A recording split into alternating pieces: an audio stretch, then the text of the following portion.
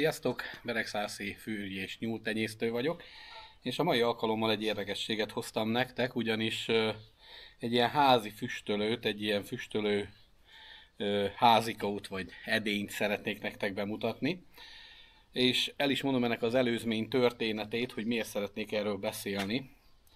Ugyanis nem olyan régen fűrjeket vágtam le eladásra, és ami érdekes volt, hogy az egyik vásárló kiderült, hogy egy feleségemnek egy volt ismerőse, és mikor elvitte a fűrjeket, másnap, vagy még aznap küldött nekem egy fotót, amit ki is raktam a Facebook oldalamon, ahol le volt fotózva, hogy azt a fűrjet, amit elvitt tőlem, 3 darab fűrjet kért próbára, kifüstölte, és hát egy olyan csodálatos látványban volt részem, hogy egy az egybe beindultak a nyálfunkciók, hogy ez milyen jól néz ki, és visszakérdeztem, hogy hát ez hogy füstölted, milyen füstölési módszerrel, és küldött nekem egy ilyen vasból készült edényt, hasonló volt, ehhez csak egy picivel másabb, hogy ebbe füstölte, és 30 perc alatt megvolt.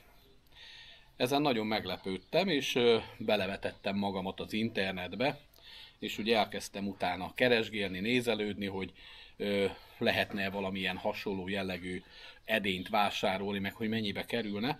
És érdekes az volt, hogy különböző füstölő szekrényeket hozott fel nekem az internet.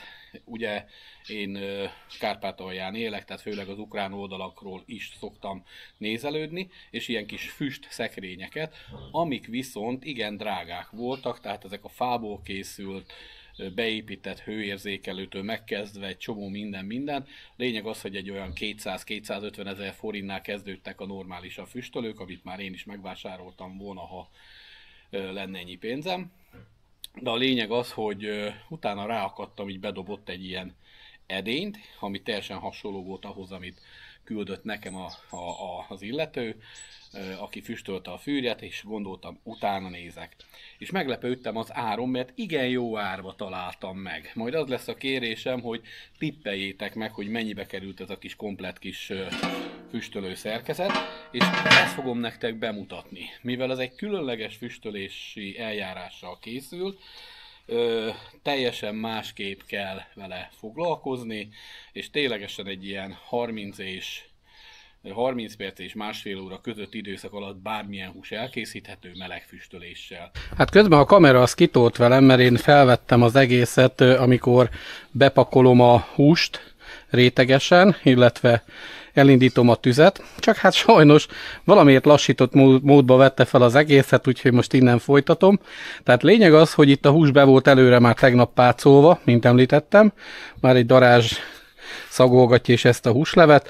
Itt nyúl és fűr volt bepácolva, ugye, ami fontos, hogy előtte áztattam a fűrjet és a nyúlhúst is egy 3 óra hosszán keresztül egy 5%-os sóoldatba. Az 5%-os sóoldat az azt jelenti, hogy 1 liter vízhez 5 deka sót adagolunk hozzá, megnézzük, hogy mennyi lepi el a húst. Például, ha 2 liter víz, akkor 2 liter vízhez 10 deka sót adunk, összekeverjük, és akkor abba áztatjuk a húst. Mivel a nyúlhús, majd látni fogjátok a végén, nyúlcombok voltak, 2 darab nyúlcomb, szép nagy németóriásé, illetve egy nyúlgerinc. Ezeket bevagdostam, hogy minél jobban pácolódjon, illetve tettem hozzá fokhagymaport, piros paprikát, ez a darázs most kifogott rajtam, illetve még egy kis másfajta fűszert, azt majd elmondom. Magát az edényt közben ugye tüzet raktam. A jó hír az, hogy itt nem kell csak gyümölcsfával foglalkozni, vagy kemény fával, bármilyen fával lehet alatta tüzelni. Itt látjátok, van ennek az edénynek egy ilyen beépített hőmérője, és most, ha jól látom, akkor 100 fokot mutat. Tehát a 100 fok az egy nagyon jó, ideális hőfok. Hát a másik mérő szerint az 200 és 200-300 fok között, amit mutat a második hőmérő, azt hiszem az Fahrenheit lehet, nem pedig Celsius, között kell a húst egy ilyen fél óra, 1 óráig benne tartani ebbe a dobozba. Na most érdekessége még, hogy ugye kaptam hozzá ajándékba ez a füstölőhöz egy ilyen gyümölcsfa forgácsot. Ebből 100 g-ot lemértem, annyi kellett az edénynek az aljára, és aztán bele kellett önteni még egy deci vizet, hogy adjon egy kis gőzt neki, hogy maga a hús, ami benne van, ne száradjon ki. Alulra került ugye maga a nyúl, mivel az a nagyobbik, és felülre pedig maga a fűrjek. De ha találok egy fogó rongyot, és úgy látom van is itt, akkor meg is mutatom, hogy jelenleg hogy néz ki. Hú, nézzétek meg, már milyen szép. Már milyen szép, és ezt még hagyjuk. Még csak egy ilyen 15-20 percet van benne, de ezt még legalább a fűrjeket egy 15 percig hagyom. Nagyon szép, mert megpirosodott már most. Jó, hát nézzük meg, hogy hol tart ez az egész.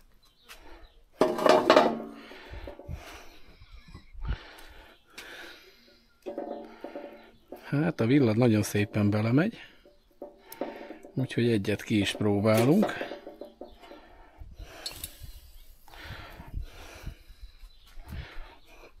Addig visszazárjuk, mert a nyúlnak még szerintem egy kicsit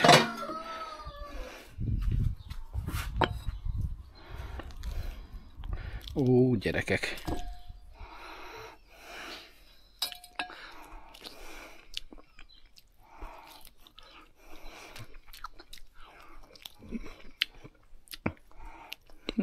Ez is nagyon finom.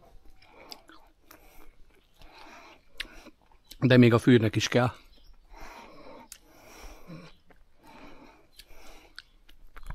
Nem sok, de kell.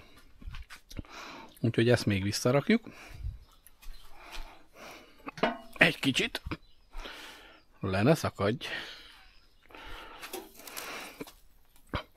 De ez nagyon finom lesz, úgy érzem. Hoppá.